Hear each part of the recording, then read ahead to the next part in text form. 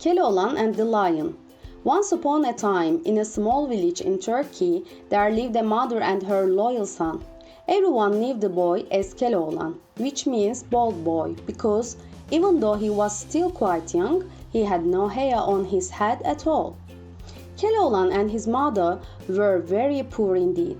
Each day, Keloğlan takes up his basket and goes into the woods in search of food. One day, Keloğlan was searching the forest floor for the mushrooms that could often be found growing in the shadows of the tall trees.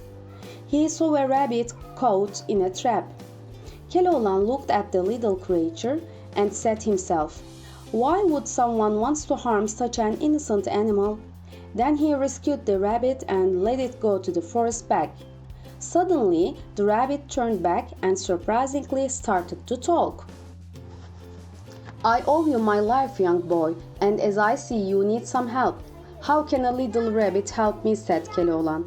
"There is a treasure in the cave of a lion living in deep of the black forest. He plays a trick to animals and humans.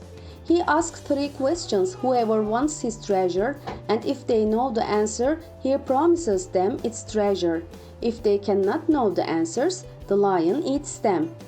The little rabbit continued, "Let's go him and claim the treasure he has." "What if I can't answer his questions? He won't spare my life." "Trust me, dear Keloğlan, I will give you answers." They go to the lion's cave and call the lion out. The little rabbit disappears immediately before the lion comes out of his cave, but before leaving, the little rabbit gives answers of lion's tricky questions. With a loud roar, lion asks, "What do you want, human?" Keloğlan explained why he is there. "I heard you have a treasure in your cave and promise it to the one who answers your questions. I want to try my chance." Lion laughed and said, "If you can't answer my questions, human, you suffer the consequences." "Deal," said Keloğlan. "First question, please." The lion shoved an apple tree nearby. "How many apples are growing on this apple tree?" he asked. "There are as many apples on that tree as there are hairs on your tail," replied Keloğlan without hesitation. The lion nodded approvingly and then asked, "Where is the middle of the earth?" "You are standing on the middle of the earth," said Keloğlan.